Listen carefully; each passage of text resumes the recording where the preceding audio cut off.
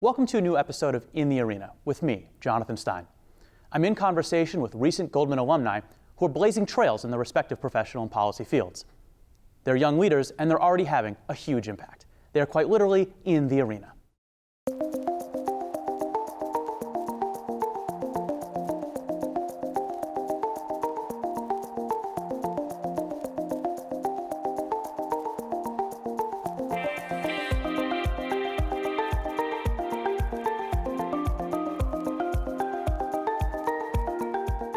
My guest today is Garance Burke. Garance is an award-winning journalist for the Associated Press with a specialization in data journalism and investigative reporting.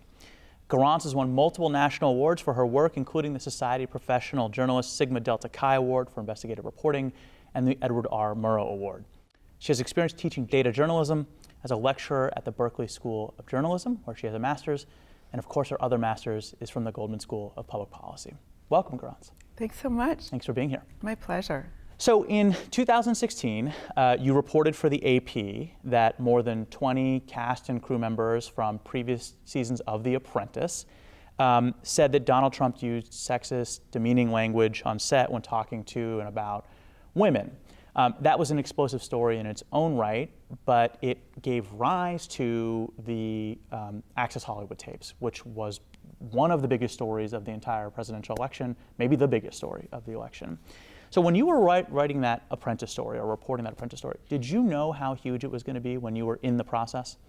Well, we knew we had a strong story heading into publication, just simply given the numbers of people who were willing to talk to me about what they felt was really demeaning, inappropriate conduct from President Trump on the set of The Apprentice. And so in this case, I spoke to more than 60 people, and nearly 24 of them said that there were some things they felt that were untoward that occurred on set. That many people, many of them named, some of them speaking on background, led us to feel that we really had a very strong story. Of course, we had no idea that, given the strength of the reporting, Access Hollywood producers would decide to go back and look at their own footage and see what they might find that Trump had said on the set of their show. How long does a story like that take you to report? That particular story took about 2 months. And I should say that, often when you're trying to talk to people, you need to meet them where they are. So that means talking to them at night after they've put their kids to bed, maybe on the weekends when they have a break.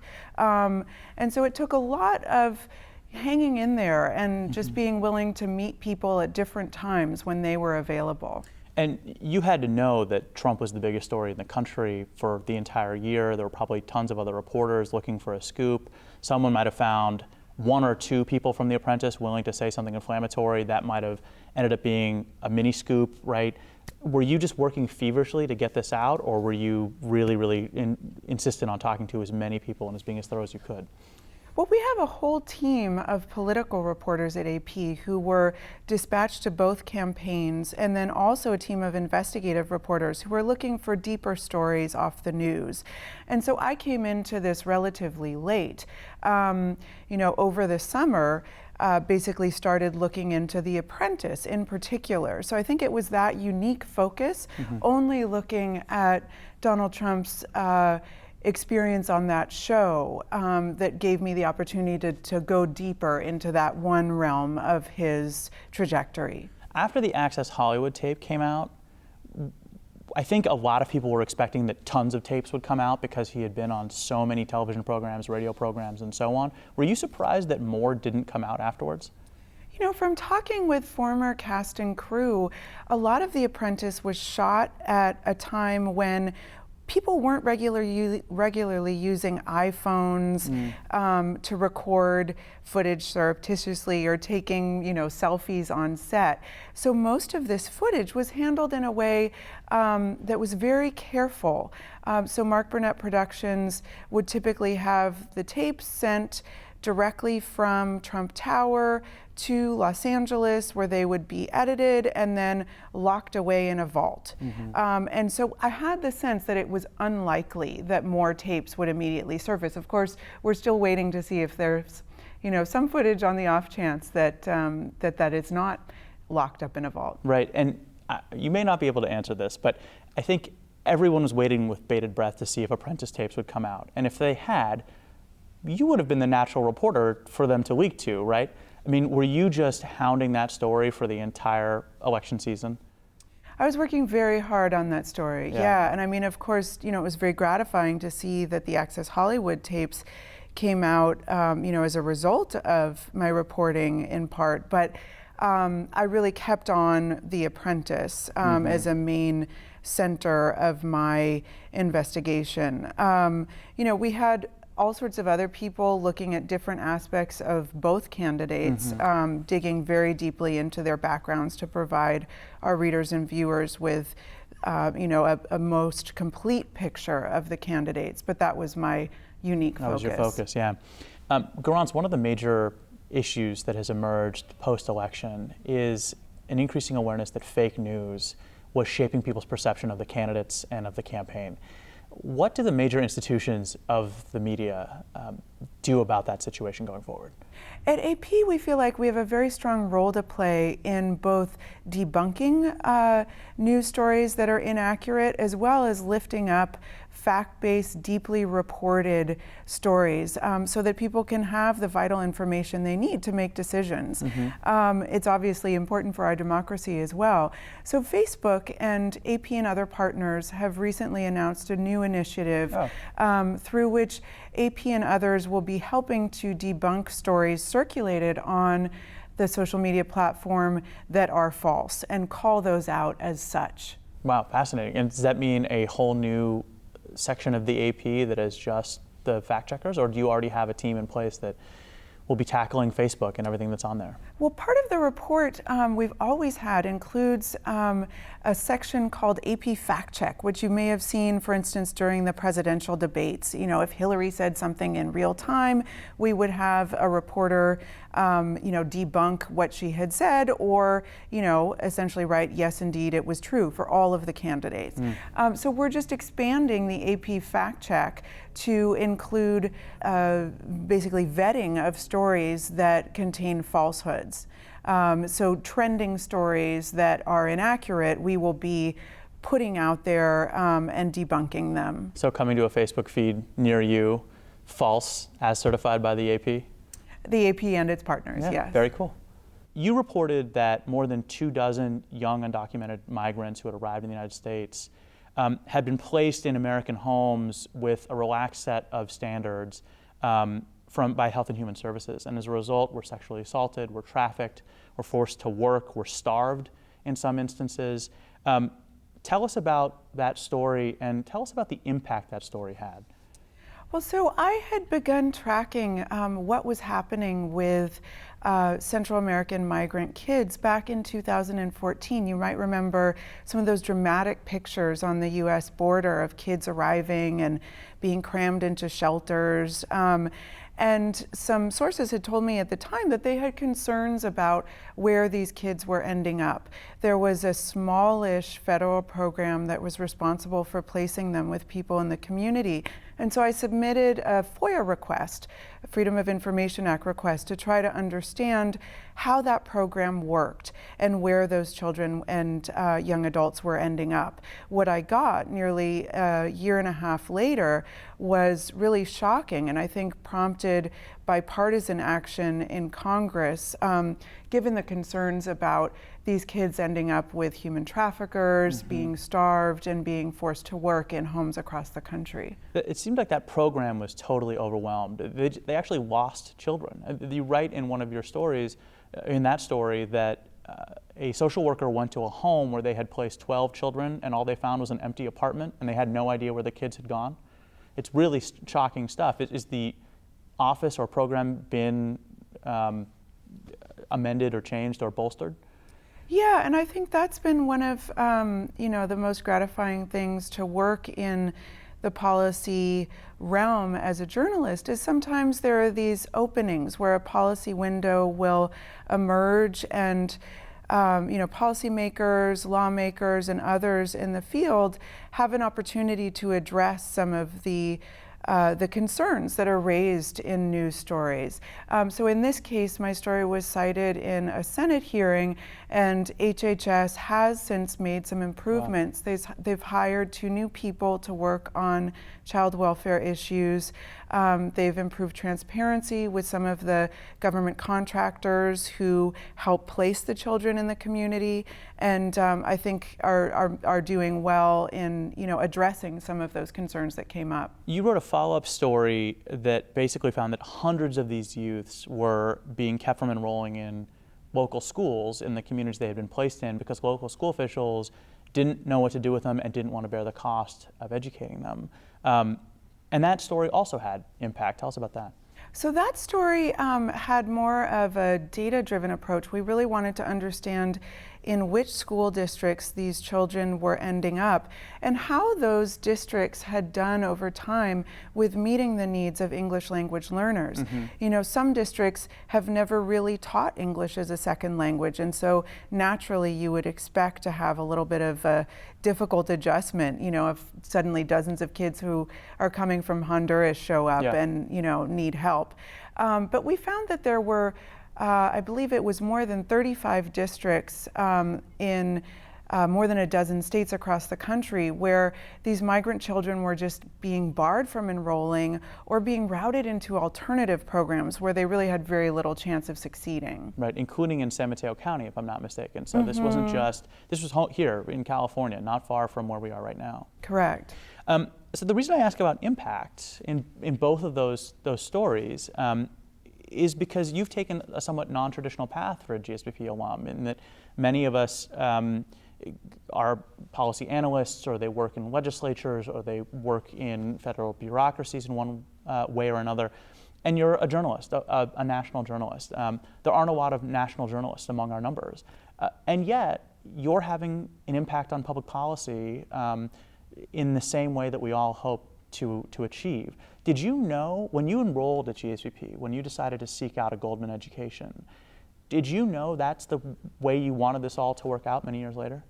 Well, I just had a sense that having that real statistical spine, having that quantitative background would be a service in any field that I chose. I briefly dabbled working in policy as a consultant for the city of San Francisco and also for the California Public Utilities Commission.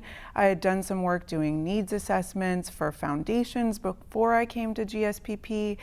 And I made the difficult decision to go back into journalism, in part because I saw the promise of data journalism as a way to really marry both quantitative and qualitative approaches, and to get closer to the truth and put that forward in the public arena. So let's talk about data journalism.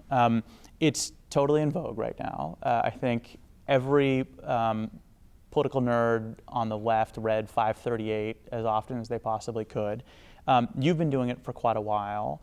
For our watchers and listeners for whom 538 is the entirety of their experience with data journalism, explain what data journalism means to you.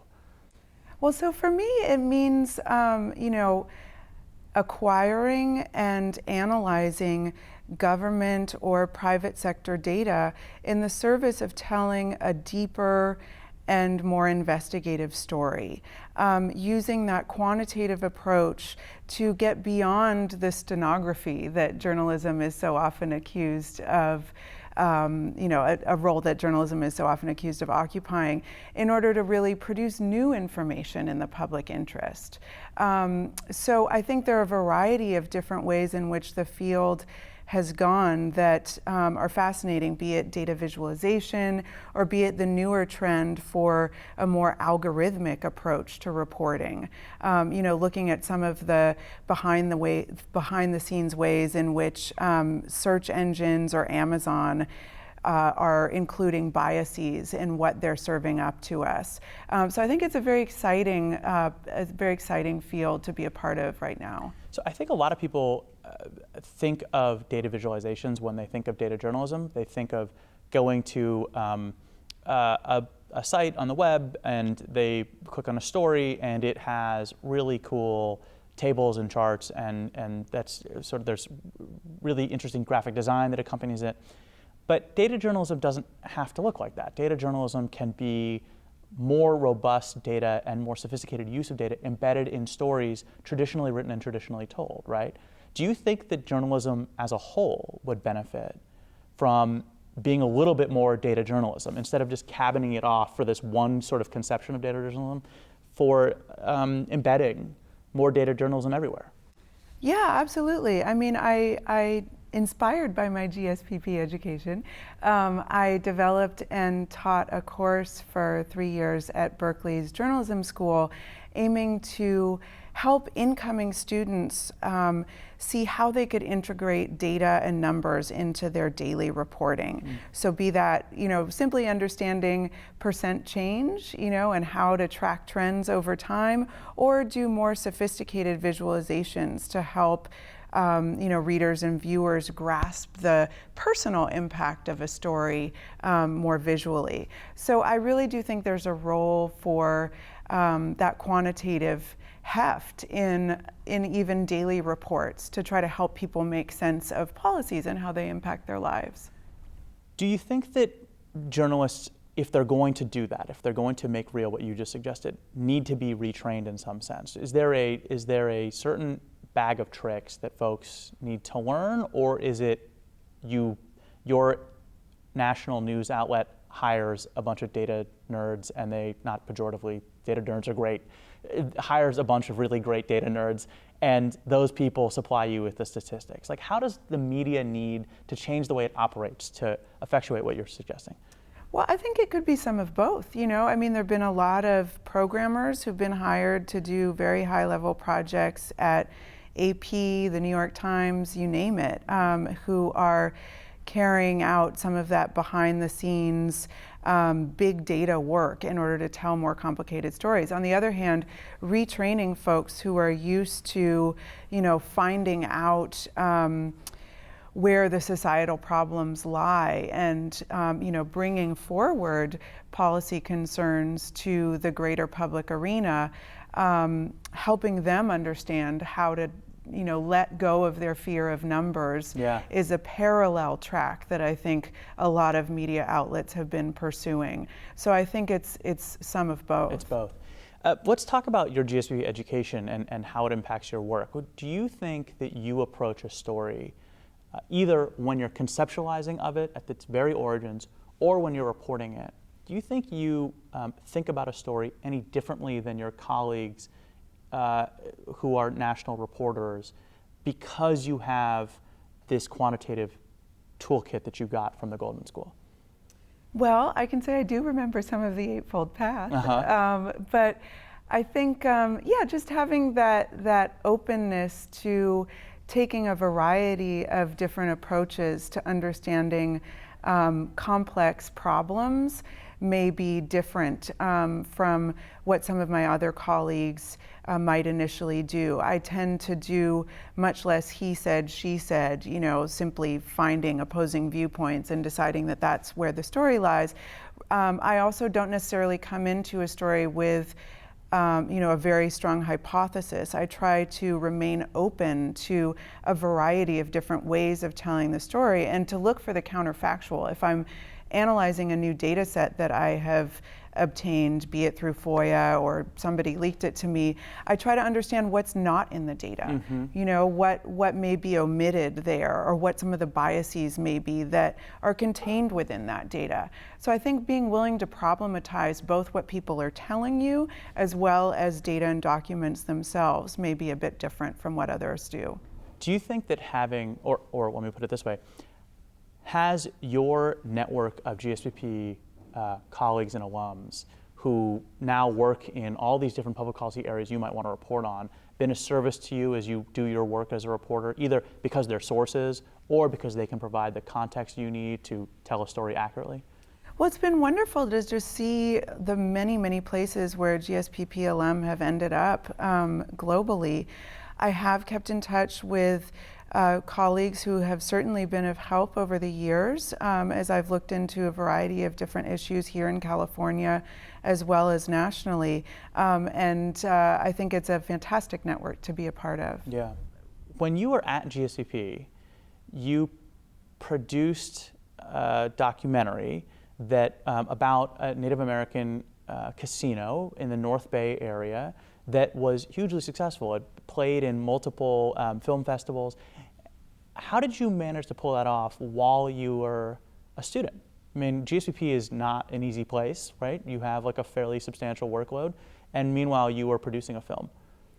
Well, I think, for any incoming students, I would say, one of the riches of being here at Berkeley is to be able to take advantage of all of the offerings on campus. And, for me, it certainly was a little bit more challenging to finish that year of heavy econ and stats while simultaneously editing a film.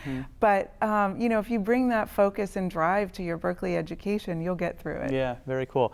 So I have one last question for you. The AP, well, I Googled your name, and the AP has its website where it lists all of your work.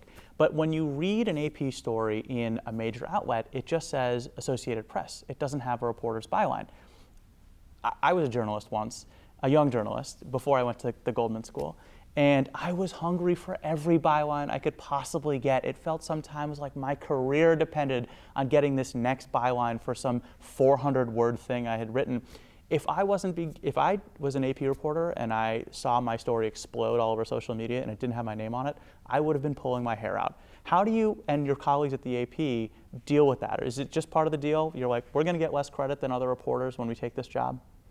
I think one of the things that, I like to keep in mind about the AP is it's been around for 170 years. It knows what it's doing? Yeah. And it is, an outlet that by nature of its position as a nonprofit cooperative, our content is seen by over half the world's population every day. Wow. So that's something that you begin to take for granted a little bit. You're not working for, a small local newspaper, or a local TV station that airs in Omaha only. So, while sometimes our bylines are stripped off, members decide when they want to use them.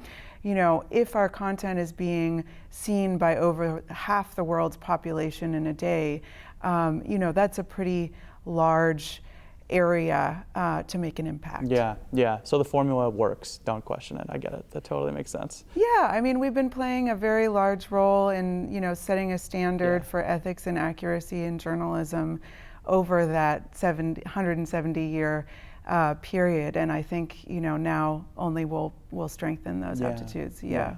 Well, thanks for bringing your insights to our show here. And as a former journalist myself, it's fascinating to watch someone blend journalism and a public policy degree with such facility. I mean, it's really impressive. Thanks for joining us. Oh, thank you. Such a pleasure. All right.